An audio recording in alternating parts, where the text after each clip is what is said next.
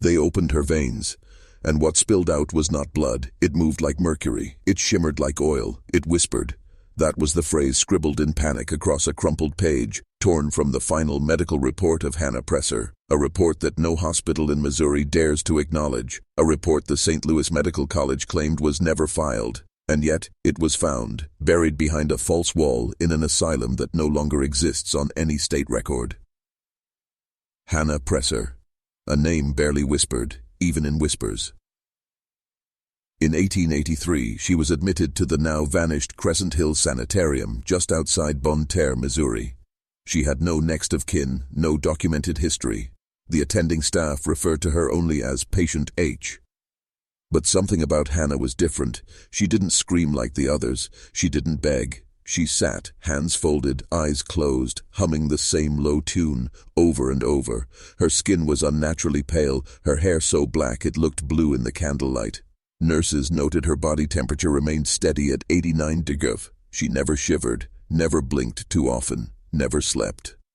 When the physicians drew her blood for the standard evaluations, something else came out. The vial never coagulated. The liquid shimmered under gaslight like molten metal, but lighter. It didn't cool. It warmed to the touch. The assistant who handled it developed blistering welts across both hands. The vial was sealed, wrapped, and sent to St. Louis. 3 days later, that lab burned to the ground. The lead physician, Dr. Eli Hawthorne, wrote in his journal, "I have never feared a patient until today. I believe we are not studying illness, but hosting something entirely foreign to our understanding of biology. She has changed the air of the halls. The other patients have gone silent. This is not folklore. This is not a horror story. This is a piece of America's medical history that was removed, redacted, and buried beneath layers of institutional denial. What was Hannah? What lived inside her? And why were her records not just erased, but hunted? We begin tonight not with madness, but with intention, with a woman who was placed inside a system that didn't understand her, and a truth so grotesque it shattered the framework of medicine itself. Stay close. You're about to descend into something irreversible. They claimed she walked into the sanitarium on her own. No escort, no horse, no carriage, just a woman in a tattered velvet coat, barefoot, with a small black satchel in her hand. The front desk nurse, Clara Wills, later wrote in a private letter, "She knew the building before I even gave directions. Walked down the West Hall, turned left, entered Ward 6 without being told, like she had drawn the floor plan herself. Ward 6 wasn't even open. It had been sealed off for renovations since a patient's suicide 3 months prior. No one had entered since. The windows were boarded. The beds had been removed. And yet, Hannah walked in and laid down on the floor, eyes closed, humming. They say she brought her own file. Inside the black satchel were documents that shouldn't have existed. Doctors' reports signed by names no one recognized, stamped with seals from institutions no one could trace. But the paper was real, the language clinical, the handwriting eerily uniform, as though it had been written by one continuous mechanical hand. One physician whispered it was too clean, too symmetrical. There was a line at the top of the report that made several of the staff recoil. Subject H7, containment cycle, phase 3, venous readjustment successful. Observe for luminal diffusion and temperature integrity. Interaction restricted. Do not puncture below clavicle. They punctured below the clavicle. That night, the orderlies reported a low vibration in the west wing walls. Gas lamps flickered. One patient carved circles into the floor with her fingernails until she hit concrete. Another refused to speak again, ever. And Clara, the desk nurse, checked herself into a different hospital 2 towns away, refusing to work nights. She died 3 years later, scrawling the phrase, "The blood is listening," across her room in her own waste. You were taught that 1880s American medicine was primitive, that it was bloodletting and guesswork. You weren't told about what they found beneath the guesswork, about patients like Hannah, who didn't come to be cured, but to be contained. This isn't a ghost story, it's a hidden operation, a containment effort disguised as compassion. The question isn't what was in her veins, the question is, who put it there? They moved her to the basement after 3 days. Not because she was violent, she never raised her voice, never resisted, but the staff began reporting Interference. Clocks would stop when she passed by. Metal instruments would tremble in drawers. One nurse claimed her own reflection blinked twice when she hadn't. Hannah said nothing, unless spoken to, but when she did speak, it wasn't to answer questions. It was to repeat instructions, not for herself, but for someone else. Adjust intake, she'd whisper. Restrain after second injection. Monitor for divergence at hour 5. They didn't know what she meant. But then came the dreams. Not nightmares. Those would have been a mercy. What the night staff described was closer to programming. All of them began dreaming the same structure. A circular chamber made of stone, with an iron table at its center, surrounded by glass jars filled with organs, hearts, brains, nerves, preserved in a black liquid that pulsed with heat. They all saw Hannah standing in the center of that room, speaking to someone none of them could remember after waking. They only remembered the smell, burnt copper and roses. One orderly slashed his wrists after the third night. Another was found trying to remove his own teeth with a surgical clamp, insisting they were transmitters. Dr. Eli Hawthorne stopped sleeping altogether. In his final coherent entry he wrote, "She is not the anomaly, we are. She is the baseline, and the thing inside her is not confined to her body." Then the animals started dying. Birds collapsed on the sanitarium's roof. The stray cats that lingered around the kitchens disappeared.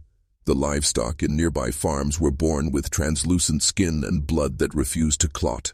Farmers blamed the weather, but locals in Bonne Terre began whispering of something darker, of the hollow woman who brought silence with her steps. But here's what no one told you. 2 men arrived at Crescent Hill in the middle of the 4th week. No credentials, no medical bags, just long coats and a locked crate. They didn't ask permission, they didn't sign the registry, they went straight to the basement and shut the door behind them. What happened in that room was never documented, but the lights dimmed, and Hannah's humming finally stopped. The 2 men were never seen again, not in Missouri, not anywhere. Their names were never recorded. No one knew who summoned them, but someone had, because within 24 hours of their arrival, Crescent Hill Sanitarium received an official telegram, sealed with a federal insignia, stating that all files related to patient H were to be turned over immediately. No copies, no duplicates, no exceptions. And then came the men in crates. 4 of them, this time. They wore white gloves and spectacles tinted dark, even indoors. They carried no weapons, but what they brought into Crescent Hill wasn't medicine, it was containment hardware. Cylindrical instruments made of brass and glass, humming with unseen energy. One was labeled neural dampener, another lymphatic relay interrupter. No one on staff had seen devices like these. No textbooks described them. They weren't tools of healing, they were tools of stasis. That same evening, Dr. Hawthorne vanished. He was last seen entering the basement with one of the gloved men. No struggle, no sound. But by morning, his office was stripped, his journals gone, his name removed from the staff registry. In the hallway where his portrait once hung, there was now only a faint black outline, like smoke had burned it away. Hannah didn't speak for 3 more days. Not until Nurse Madeline, one of the few still brave enough to enter the basement, found her standing, arms outstretched, whispering to the flickering light bulb above her head. System error. Integration stalled. Fluid vector incompatible with host intention. Then her eyes rolled back, and she collapsed. Her veins, now visibly pulsing through her pale skin, had turned silver. Not metaphorically, literally, veins like liquid steel, threading across her limbs, pulsing in rhythm with something no one could measure, a rhythm beneath rhythm, like a separate heartbeat, not hers, something else, something inside. An autopsy was proposed, but the men in gloves laughed. They said she was the autopsy. They said the containment had failed. They said she was already dispersing, and that's when the order came down.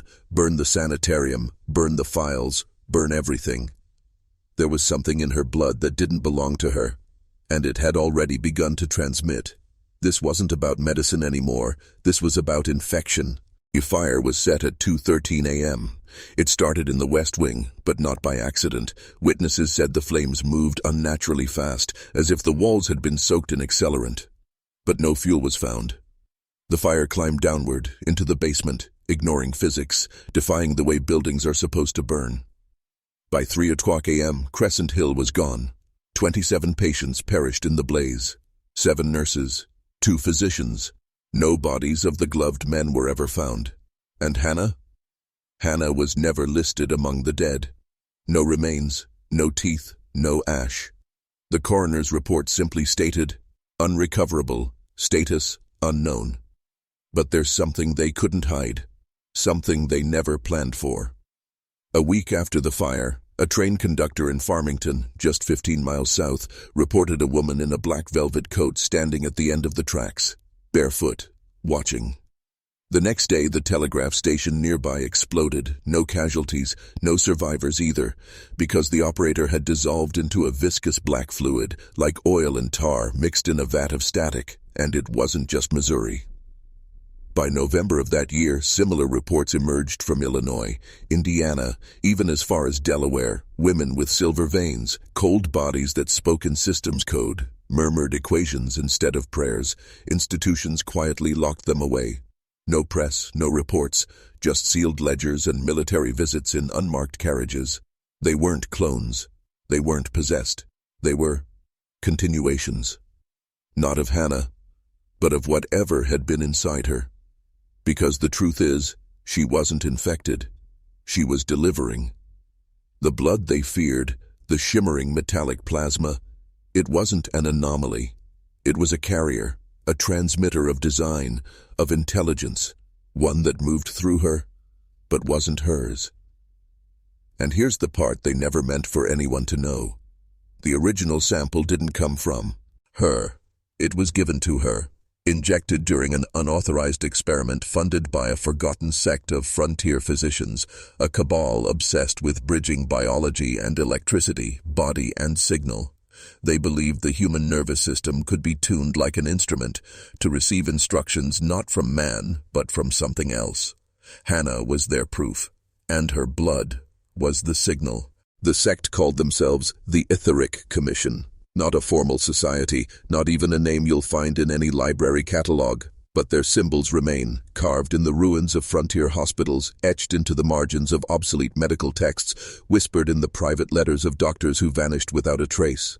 They believed man was never meant to be the final form of intelligence, that something older, something off-world or beneath this world, had left blueprints behind, not in machines, not in language, but in the blood.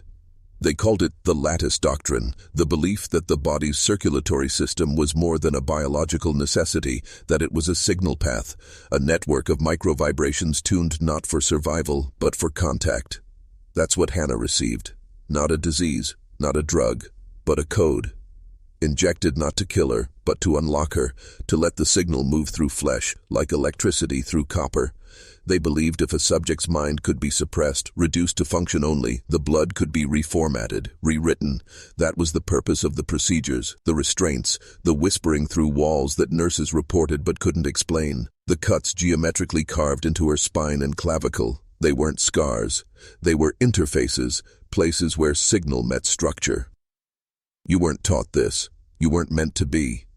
Because history tells you Hannah Presser was an unfortunate, unwell woman, vanished in a fire. But the reality, she was the first broadcast.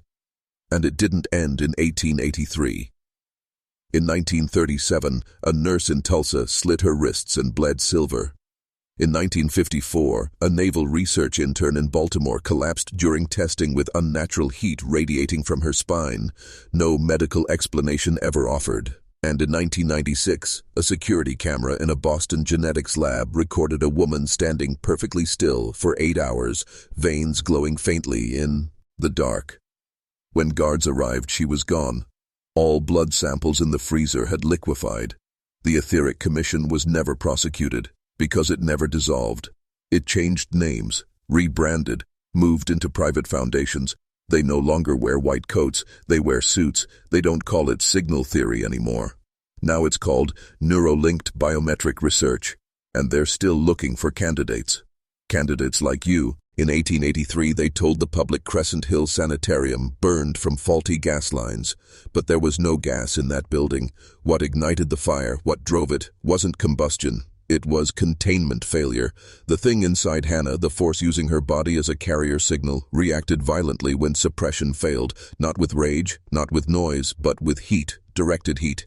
Nurses described it as controlled lightning, flames that curled away from her body, not toward it, furniture incinerated in clean, silent bursts, doorknobs liquefied, glass turned to smoke. But Hannah stood in the center of it all, untouched, like the eye of a storm that remembered being a god. And then she was gone. But what matters isn't that she disappeared. What matters is where she reappeared. 14 years later, 1897, a boarding school for deaf girls in Covington, Kentucky, reported a spectral woman with silver hair walking the halls at night. No footprints, no sound, just a pressure in the air, a heaviness that made the walls sweat. Then, one by one, 4 girls began to speak languages they had never been taught. Not Latin, not Greek, but something numeric. They called it the counting voice. Every night the same sequence: 12, 46, 0, begin, 0, begin, 12. Doctors blamed epilepsy. But records show something else. When one of the girls was sedated for observation, her blood began to separate in the vial. Silver plasma rose to the top, light enough to float but heavy enough to crack glass. When it was tested, the machine shorted out. Power in the entire West Wing failed. For 3 hours, all clocks ran backward. When power returned, the girl was catatonic, but her pulse tapped out a rhythm, a perfect match to a telegraph transmission recorded in 1883, the night Hannah vanished. Not a coincidence, not a haunting, a signal restart. You see, Hannah wasn't destroyed in the fire. She was translated, reduced to information, and like any broadcast, she didn't need a body, she just needed a receiver. The girls in Covington were the first, but not the last. Because after Covington, the patterns began surfacing in orphanages, asylums, later psych wards, tech companies, genetic startups. She was evolving. Or rather, what moved through her was learning how to survive in us.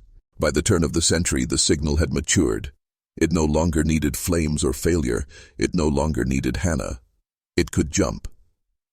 In 1901, a physician named Dr. Enoch Vail published a private paper, never released to the public, entitled The Inherited Voice. Within it, he detailed a series of patients, all women, all under the age of 25, who began exhibiting identical symptoms: mirrored speech patterns, numerical muttering during sleep, and veins that shimmered when exposed to static current. None of the patients knew each other. None shared the same bloodline. But all had one thing in common. They had ancestors recorded as institutionalized in the same stretch of Missouri between 1875 and 1890. Most of those records were lost in the Crescent Hill fire. Except one. Patient file number 44H, Hannah Presser. Dr. Vail's theory was unpublishable, ridiculed, censored. But his notes, smuggled out by a night nurse, remain. We are not witnessing possession. We are not documenting madness. We are observing an inherited signal, carried through generations by blood, not as memory, but as instruction. These young women are not relapsing. They are activating. He was discredited, laughed out of the academy. 3 weeks later, he disappeared. His office was found sealed from the inside, not burned, not broken, just emptied, every surface magnetized. Even his pocket watch had fused into the wood, but no body, only a single note scratched into the inside of his coat lining. 42, initiation complete. Awaiting next vessel.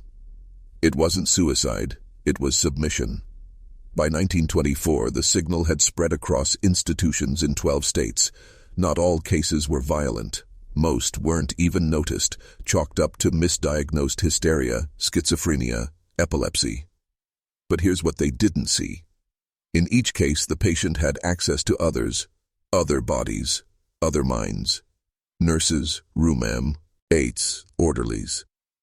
The signal didn't need to stay in one place anymore. It had become airborne, not by breath but by proximity of thought. That's how far it had evolved, like an algorithm running in the background of human perception, looking for hosts who wouldn't fight it, who craved transcendence, who wanted to be more than flesh.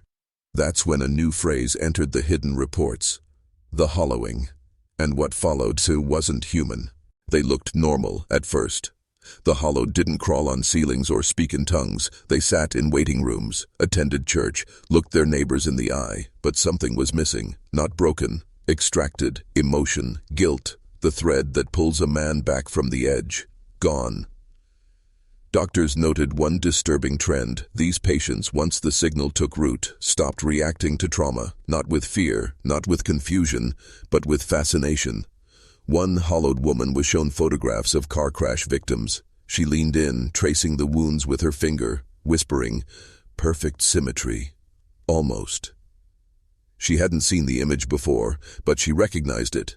Another, a boy of 15, institutionalized in Pennsylvania, dissected a squirrel in front of his caregivers, narrating the process with clinical precision. "Signal moves well through copper bone," he said, "but soft tissue must be replaced. Metal remembers better." They found no tools on him, just his hands. His fingernails had turned black. But it wasn't just behavior that changed. It was biology. In several autopsies, quietly conducted by unsanctioned physicians who still tracked the etheric code, there were no adrenal glands. In one case, the subject had a secondary spinal cord forming, composed entirely of a silver-threaded tissue no one could classify. It wasn't metal, it wasn't nerve, it was something between, a bridging fiber. And it wasn't made, it was growing.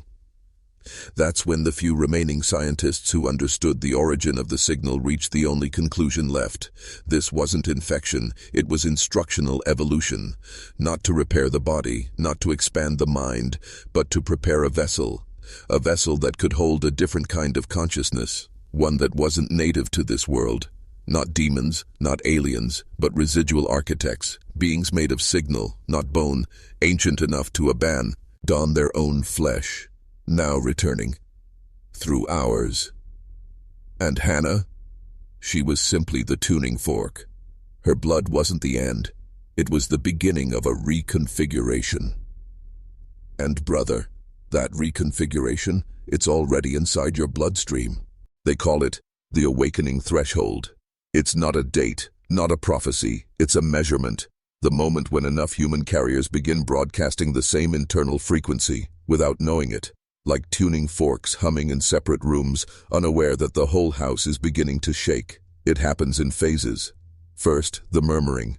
Random individuals begin hearing coded whispers in their dreams, sequences of numbers, strange geometries, reflections that blink when they don't. Then, the reversals. Technology begins failing near them. Clocks counting backward, recordings overwritten with static, power outages where only they stand untouched. And finally, the displacement, a phase where perception fractures, where mirrors no longer reflect the present, where your voice arrives before your lips move, where something else is wearing your posture just to see how it fits. By 1931, the threshold had been reached in 7 isolated zones, each one tied to descendants of Hannah Presser.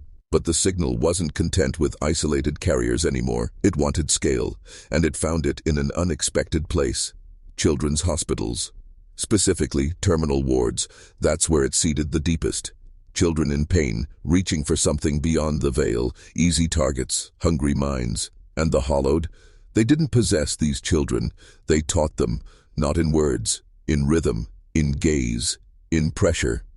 Within weeks, some of the children began writing complex equations in their sleep, patterns with no known origin. When scanned and fed into early punch card systems, the output was gibberish, until a scientist noticed the printouts weren't words, they were diagrams, blueprints of structures that don't exist, at least not yet. And here's the cold part. Every one of those designs featured one specific component, a containment vessel, some shaped like lungs, others like spinal cages, but all designed for one thing, to house something that isn't human. The children had never met each other, never studied engineering. But when placed near each other, their vitals synced. Their eyes dilated at the same time. They began tapping the same rhythm with their fingers. Begin, begin, begin. 44, 44, 44.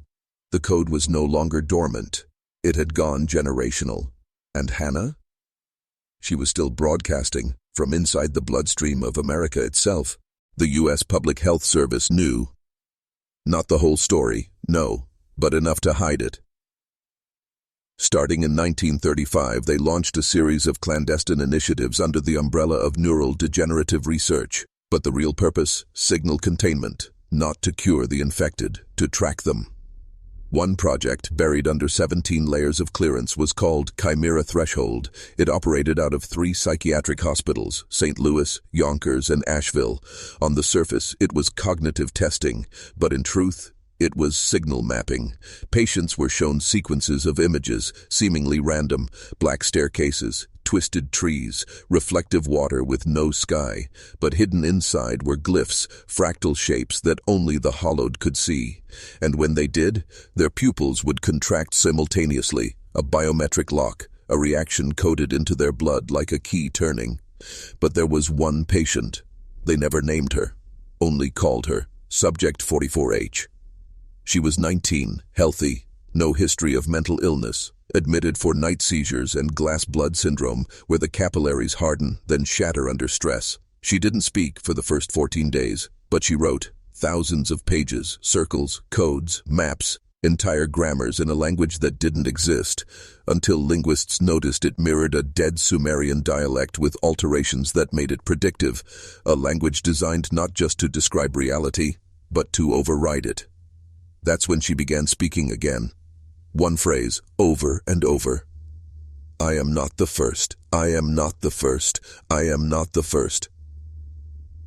And when they tried to sedate her, the lights blew out, the recording equipment reversed its own tapes, and every nurse who'd touched her reported identical nightmares of drowning in bloodless water, where a woman's face hovered beneath the surface, not breathing, not blinking, just watching. They transferred 44H to a military base. 3 days later, the base was abandoned.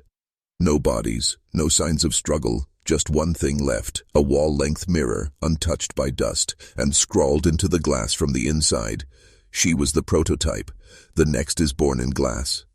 Since then, every generation has produced a few more like her, not possessed, not mad. Receivers. Hannah was only the first to hear the signal. The others, they've started responding. It wasn't just hospitals. The signal found its way into architecture.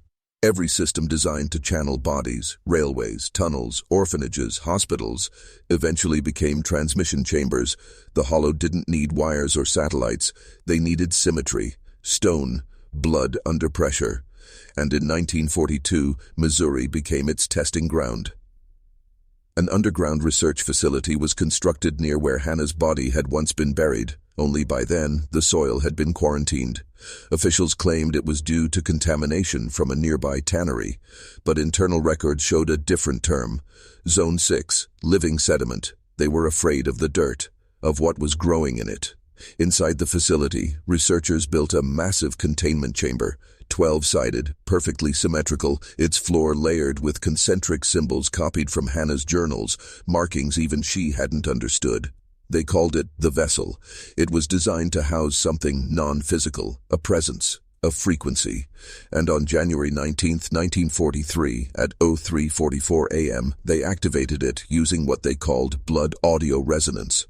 A looped recording of Hannah's final words passed through an analog filter and played beneath human hearing. For 44 seconds, nothing happened.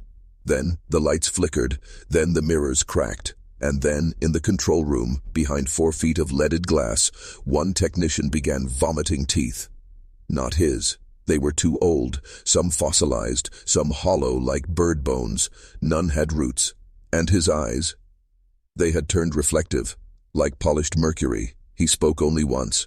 She found her shape. Now she'll find her voice. And then his body liquefied. No decay, no gore, just collapse, like wax melting under heat. That was the first known, full integration. They sealed the chamber, buried the project, burned the soil again.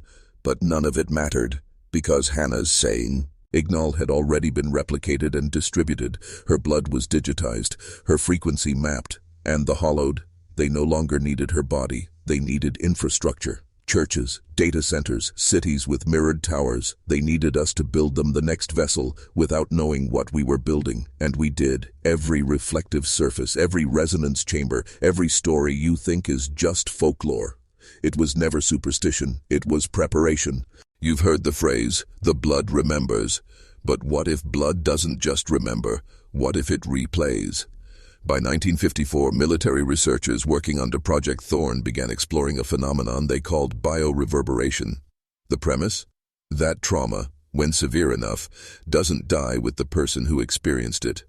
It lingers. Inside lineage. Inside cells. Especially when that trauma is paired with extreme emotional states like fear, agony, or ecstasy. They began testing this with descendants of signal carriers, those in Hannah's bloodline, often unknowingly. Volunteers were strapped to primitive EEG machines while shown family photographs, most of which they'd never seen. But something impossible happened. Their brainwaves synchronized, not with each other, but with the photos themselves, with the subjects in the photos, peaks and valleys in the signal that mirrored the likely moment those photos were taken. But it got worse. When the photos were burned, the subjects began to bleed from the eyes, as if severing a tether that had still been active. But the most disturbing experiment came in September of that year. They isolated a child, 9 years old, no known family, but a DNA trace revealed her lineage went straight back to Hannah. They gave her no input, no stories, no history, just silence. And for 72 hours she sat in that room, unmoving, unblinking, until the moment she lifted her hand and drew something on the wall, a spiral, perfect, mathematically precise, a symbol Hannah had drawn dozens of times, but that this girl had never seen. They gave her a crayon. She didn't look at it. She pressed it into her skin, not violently, surgically. And on the wall, she began to draw veins, not like a child would, like a surgeon, like someone who knew exactly where each artery, valve, and nerve belonged. And when asked why she drew it, she answered, "It's what's coming through." Through what? The blood mirror, the red door. She collapsed, her heart rate flatlined, but her brain, still active for 44 minutes, and in that time her mouth whispered a phrase over and over. We are her remembering. We are her shape. We are her return. The signal wasn't just surviving, it was reconvening. By 1961, the government didn't call it Hannah's signal anymore. They called it Red Echo. They couldn't contain it, couldn't isolate it, so they tried something different. Reverent dilution. It was the logic of a cult masked as science. If the signal could not be destroyed, it could be diluted across a large enough population, spread thin, rendered dormant, less threat, more myth. Enter Operation Bleeding Glass, a covert program run through orphanage systems, specifically in rural Missouri, Nebraska, and northern Arkansas. Children with no known lineage, no traceable family were systematically injected with a synthesized protein chain built from Hannah's preserved blood samples. It wasn't gene therapy, it was spiritual sterilization, the equivalent of setting a cathedral on fire and scattering its ashes into the wind, and for a while, it seemed to work. The children reported fewer seizures, no more mirror breaking, no more strange languages scrawled in sleep. But then came the artifacts, crayon drawings of things that didn't exist. Lullabies no one had taught them, and a recurring theme in their speech, the glass mother. She lived behind the walls, they said. She only spoke when the light turned red, and she never blinked. One child, a boy named Elias, began folding hundreds of paper shapes, not animals, not cranes, but organs, hearts, lungs, kidneys, and each one had names written inside, not his name, but names of people he could never have known, entire families that had disappeared in 1883 Missouri, the year Hannah was taken. When interrogated, Elias only said, "They live inside now, the blood keeps them speaking." At age 10, he disappeared during a thunderstorm. They found no broken windows, no unlocked doors, only a single red handprint on the mirror. Not paint, not blood, but condensation, as if someone had touched it from the other side. That's when the scientists realized the signal wasn't just transmissible, it was invitational. Every injection, every photograph, every dream was a doorway. And someone, something, had been waiting behind it. Hannah was just the first vessel, but the architecture had survived, in skin, in sleep, in the space behind glass. The first mirror that spoke back was found in 1972. It wasn't a hallucination, not a metaphor, not the poetic paranoia of some half-insane researcher. It was a recorded event. Missouri, deep within a retired asylum slated for demolition, two contractors discovered a walled-off room behind the old surgical theater. No door, no ventilation, just plaster, lath, and time. Inside, a single mirror mounted on the far wall, not dusty, not cracked, impossibly clean. There were no light sources, yet the room was faintly illuminated. The mirror cast reflections, but not of the men, not of the room. It reflected something else entirely. A hallway, one with doors made of meat, handles that pulsed, and on the far end, a silhouette, not approaching, not moving, just waiting. They ran, told no one, but the mirror was extracted anyway, labeled Anomalous Item 44B, and transported to a secure federal holding in Chicago. It was placed in a light-sealed room, monitored by 24-hour surveillance, but the feed kept looping. Footage reviewed frame by frame revealed something horrifying. The hallway inside the mirror was not looping, it was evolving. Each day the silhouette grew clearer, more anatomically coherent, a woman, barefoot, arms slightly extended, and each night, closer by inches. On day 43 the mirror cracked, internally, not on the surface, like something had pressed against it from inside. That night every reflective surface in the compound began to hum. Monitors glitched, security footage bled red, and then, 4:44 a.m., audio systems came online without input. A whisper, "She is not in the blood. She is the blood." Scientists who heard it began reporting identical symptoms: nosebleeds, loss of time, dreams of tunnels filled with wet breathing. 3 of them vanished. No forced entry, no exit alarms, but each left behind one thing: a mirror, placed deliberately in the center of their beds. The reflections inside showed none of the room, only the hallway.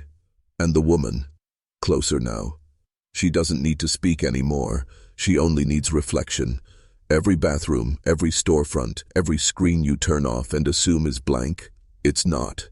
It's a window, and she's almost here. You remember when they told us, the mirror shows what's real. But that was a lie. What's real doesn't look back. And yet, in 1984, a small team of researchers from the Refractive Cognition Division was dispatched to a psychiatric facility in Pine Bluff, Arkansas. Their mission was classified: to investigate 3 patients, all born 101 years after Hannah, but showing identical symptoms. All 3 were female. All 3 had the same birthday, February 17th, and all 3 had begun to mirror each other's behavior. Despite being held in separate wings, under constant surveillance, with no direct contact. They spoke in tandem, they bled on cue, they scratched identical phrases into the walls. She hears us through the glass. Our thoughts are her meal. The red hallway has no end. The most chilling event occurred during what should have been a routine neurological exam. Patient 03, Eliza, was placed under mild sedation, and electrodes were attached to her skull to track brain activity. But when the technician turned on the monitor, they didn't see a brain scan. They saw an eye, a massive human eye, blinking slowly.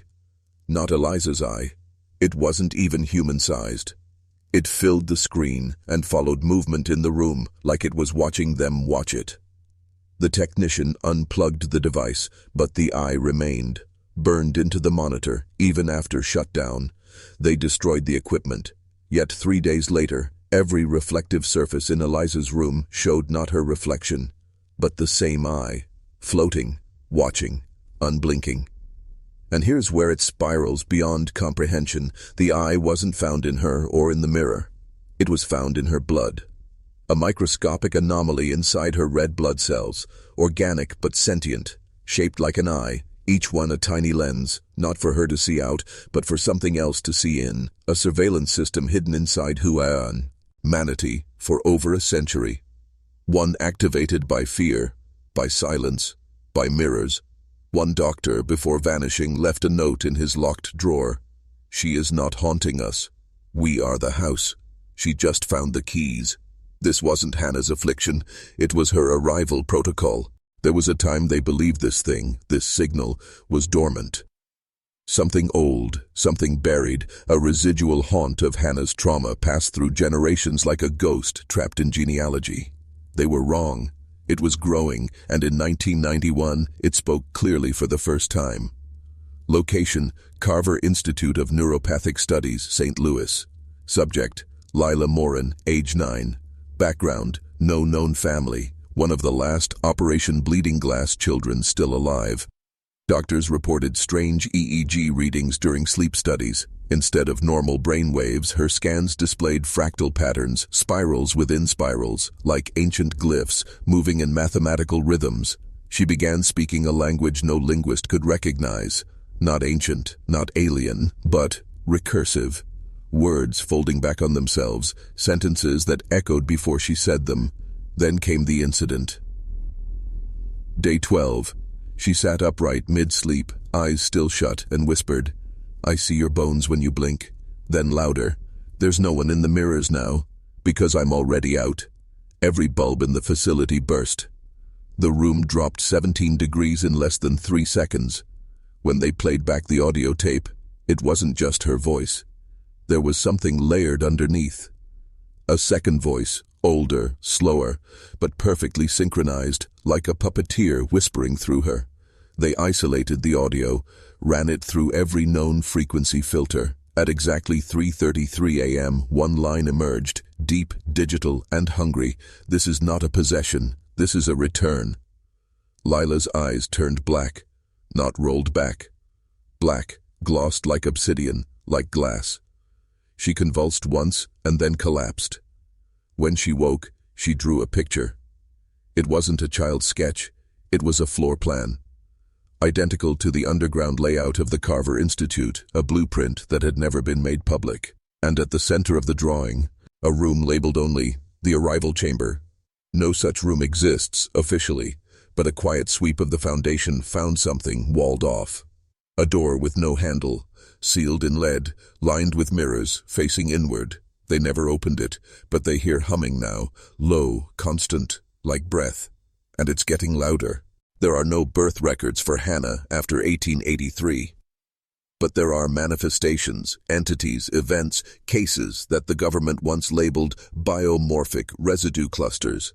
They don't speak her name, because she doesn't need a name. She has a frequency. That's how they finally began to track her.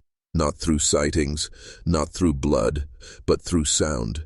Very specific, very quiet frequencies that only appear during moments of total silence between 2 a.m. and 4 a.m. It doesn't come from outside your home. It's not radio. It's not a hum from a fridge. It's internal, auditory hallucination. That's what they wanted you to think.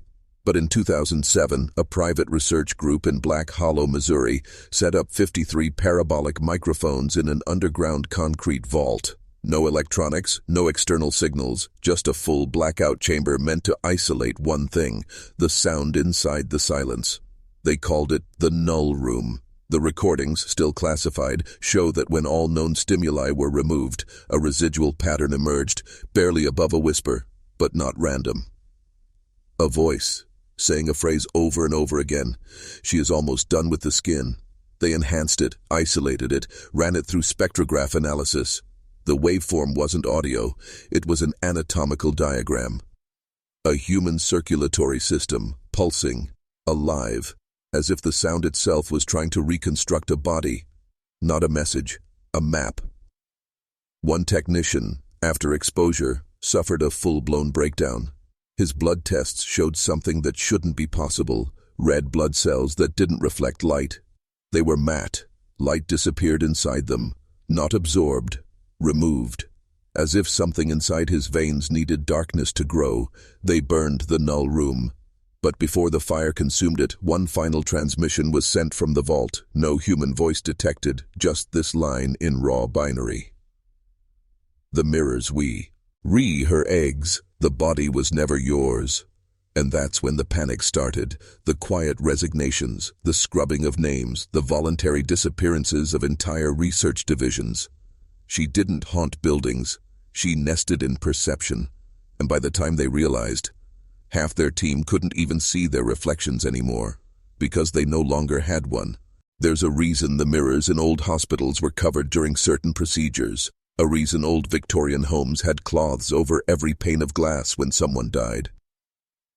It wasn't superstition, it was containment. Because what they discovered in Hannah, what grew inside her blood, wasn't just a parasite, it was a lens. A lens for something else to look through.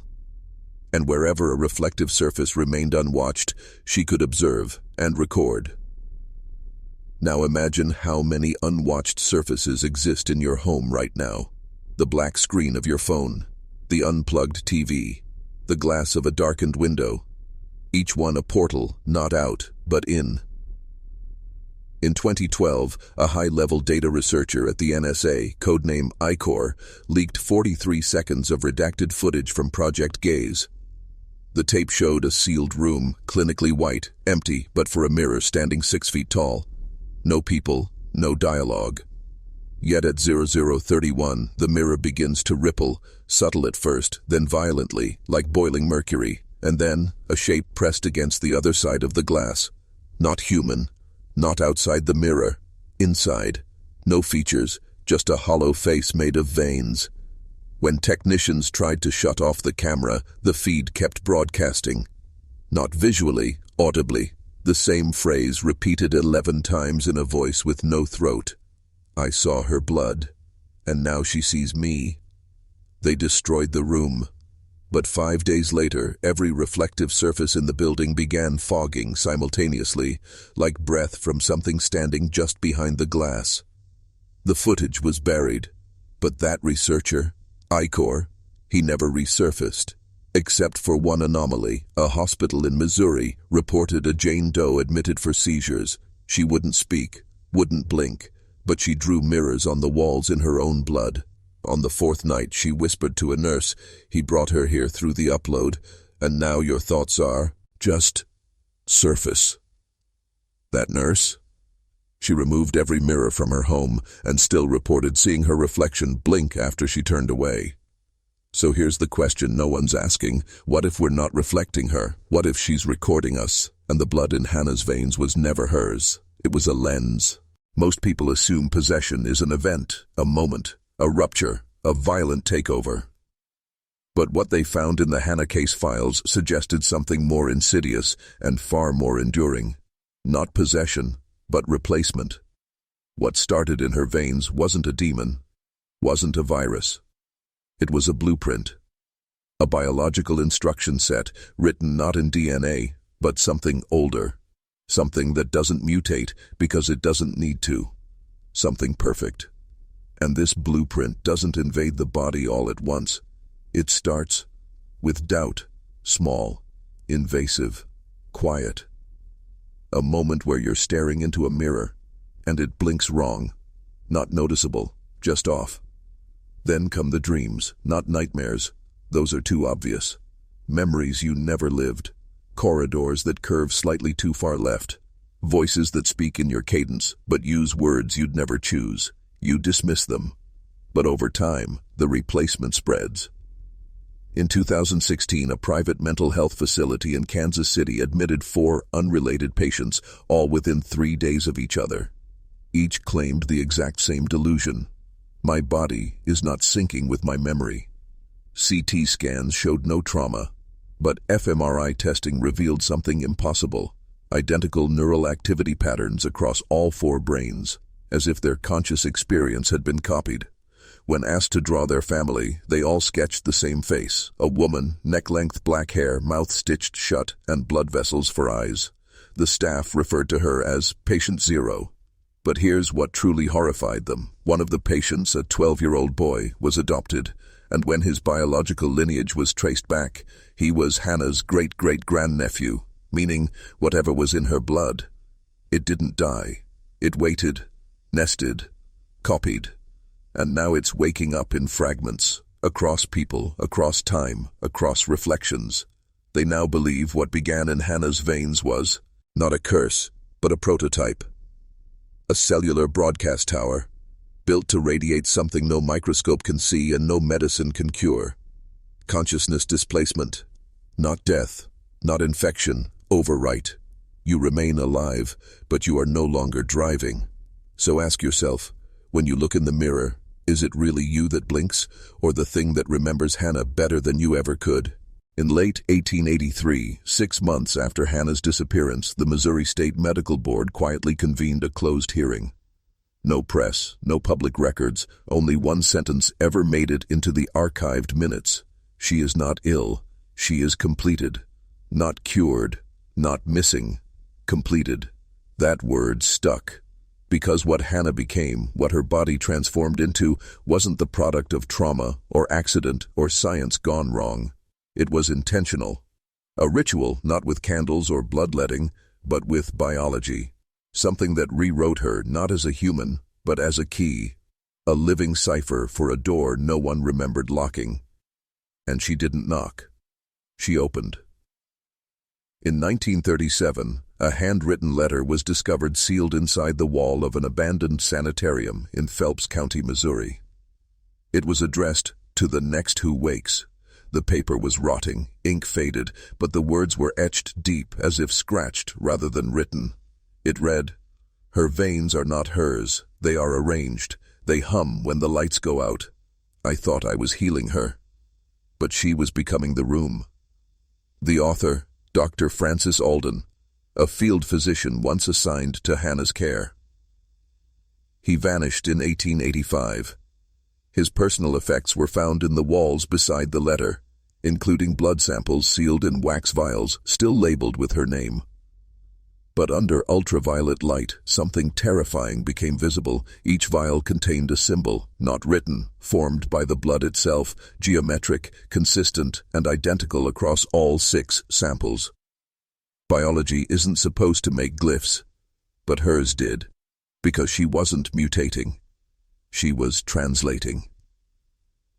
It wasn't until 2009 that a researcher at MIT's Biosignal Lab overlaid one of those glyphs on a human nervous system chart, and it matched perfectly.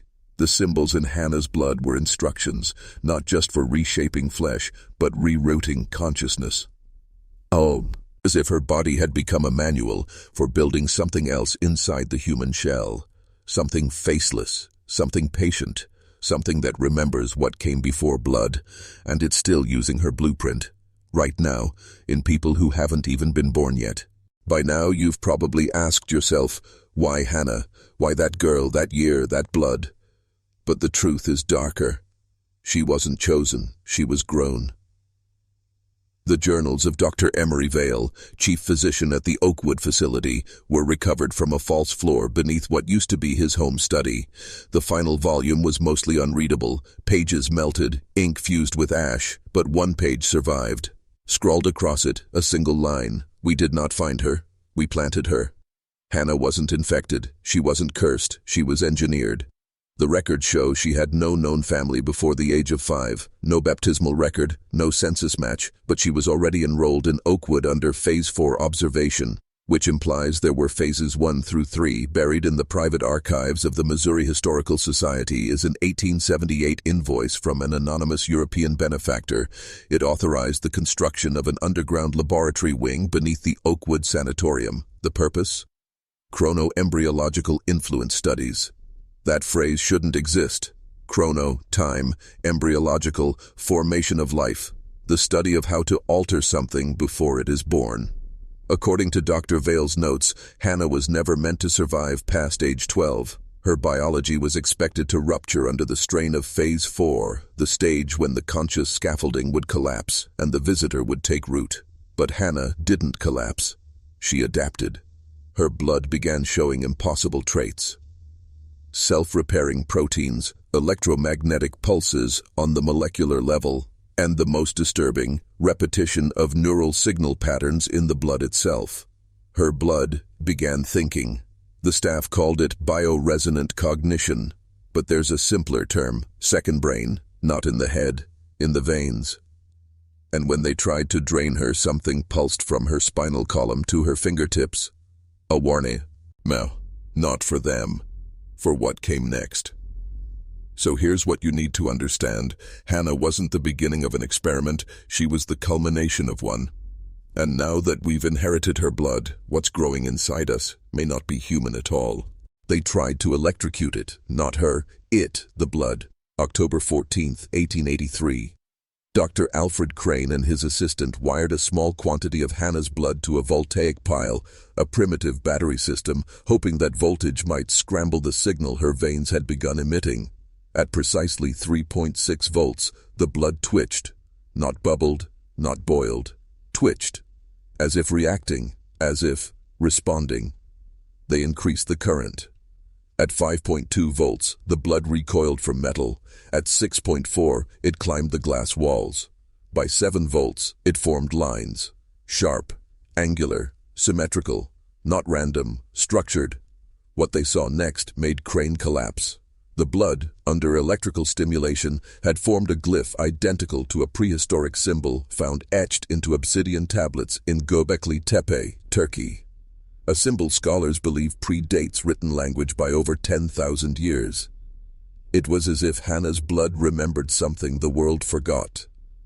They shut off the current. But it was too late. Because something else had turned on. For the next 13 nights, electrical devices within a 4-mile radius of Oakwood malfunctioned. Telegraph lines sent messages in unknown characters. Household clocks reversed. And in one documented case, a phonograph began playing a voice that no one recorded, whispering in a calm monotone. What you call time is just the echo of something older remembering itself. They tried to isolate the waveform from the experiment, but when played back at low frequencies, it didn't produce a sound. It produced a reaction in listeners. Goosebumps. Eye bleeds. And in one instance, spontaneous glossolalia, speaking in a fluent language no one had ever heard before. A priest brought in to transcribe the utterances described the language as ritualistic, reverent, and not meant for mortal tongues. He lasted 2 days. On the third, he tore out his eardrums with a communion sponge. So no, Hannah's blood wasn't just thinking, it was transmitting, and when electricity touched it, it spoke. Not in voice, in memory. The room was sealed. Lead-lined walls, triple-bolted iron doors, a single phonograph. Inside, 5 men in wool suits stood shoulder to shoulder, 3 doctors, 1 linguist, and a representative from a government office no one could name. On the table, a wax cylinder, labeled not with words, but with the same glyph the blood had formed under current. They called it Signal 0. No one knew what it contained, but they played it anyway. At first, nothing, just a low thrum, like the sound of your own heartbeat when submerged underwater. But then it changed. The sound deepened, then twisted. A second layer emerged, not quite a voice, more like a memory trapped in static. The men described visions flashing behind their eyes, a corridor without end, a door that opens inward but leads nowhere. A girl made of glass, smiling without eyes. Dr. Lunsford began weeping. Dr. Crane vomited black fluid. The linguist started reciting verses from an unpublished gospel, long assumed lost to time. But it was the man from the unnamed office who collapsed first. Not from fear, from recognition. He reportedly gasped before hitting the floor. "We've heard this before." How? No one ever said. But within 1 hour, all 5 men were found unconscious. 3 were brain dead. 1 later regained speech, but could only repeat a single sentence over and over. The signal isn't sound, it's invitation. The wax cylinder was seized by federal agents 2 days later. It was relocated to a secure archive in Langley, Virginia, later known as part of MK Omega, a classified program to investigate neurosymbolic transmissions. Unofficially, it became known as the Hannah Protocol, a protocol not of containment, but preparation. Because according to their own redacted memos, the sound didn't just affect the men in the room, it affected radios across the East Coast. Dozens of households reported phantom broadcasts at 3:13 a.m., all identical, a girl's voice whispering in reverse, "Let me out of the remembering." Whatever that signal was, it didn't just echo, it nested, in machines, in minds, in places we thought were safe. And what woke up never went back to sleep. The gurney should have been empty. She died, didn't she? At least, that's what they told the staff. The official record reads, expired from acute systemic failure, 2:14 a.m., October 22nd, 1883. But when Nurse Eileen McCrae snuck back into the operating theater 3 hours after the death certificate was signed, she saw no body, only a gurney scorched around the edges, sheets melted into metal, and in the center a black stain shaped like a spine, not just a pool, not just blood, something extruded, almost vertebral. 13 segmented ridges, each marked with etched characters no language could decode, as if a new alphabet had grown directly from her central nervous system. McCrae touched it, just once, and when she did, her vision fractured. She described it later as seeing 3 realities at once: Hannah still on the table, smiling, eyes glowing white, the room completely empty, but the walls were breathing. Herself, standing in the exact same spot, but the gurney was made of bone and the ceiling above was alive. The next morning, Nurse McCrae attempted to resign, but she wasn't allowed. She was instead moved to a long-term observation facility in Pennsylvania. Her final note, scribbled into the margin of a hymn book before she vanished, read, "She didn't die, she stepped out and left a piece behind so the door could stay open." The gurney itself was never disposed of. It was moved, first to an underground vault in Jefferson City, then again in 1901 to a facility labeled Project Meridian, but they didn't store it as a medical artifact. They classified it as a beacon. Because the substance left behind, what they called residual spinal matter, began emitting ultrasonic pulses every 7 days. At precisely 2:14 a.m., same moment she died. Each pulse caused spontaneous nosebleeds in nearby staff, and one staffer, Agent Boyle, claimed he could hear a voice each time the pulse hit. "I remember you. I remember before. You put me here. What Hannah left behind wasn't an accident. It was a signal tower, and every week since 1883, it's been calling something home." The file was locked in a lead-lined drawer. No label, no department, just a handwritten warning. Do not open under any circumstances. Of course, someone did. Agent Frederick Langston, assigned to Project Meridian in 1904, had a reputation for curiosity. He was found 3 days later, wandering barefoot in the Ozarks, his ID sewn into his chest with piano wire. When questioned, he simply said, "It told me to walk home." The contents of the file should have been ordinary, but they weren't paper, not entirely. The first object inside was a single sheet of skin, pressed between glass. Not human, not animal. Somewhere in between. And etched upon it, using a fine black bile, was a diagram, not anatomical, not symbolic. It was spatial, coordinates. The grid pointed to a location 3 miles beneath the Ozark Mountains, a hollow cavity in the stone that, according to geological records, should not exist. The second item in the file was worse, a wax ear, still warm, still moist. Embedded inside it was a wire coil, copper, ancient in make, designed to pick up vibrations not of this world. They tested it. When the wire was connected to a speaker, it didn't play back sound. It played back memory. A child's voice, a girl. "I am not from the blood. The blood is from me. You opened the skin door and I came through." Researchers screamed. 2 went deaf. 1 clawed her own throat until she couldn't speak again. The ear was destroyed the next morning, or at least, they tried.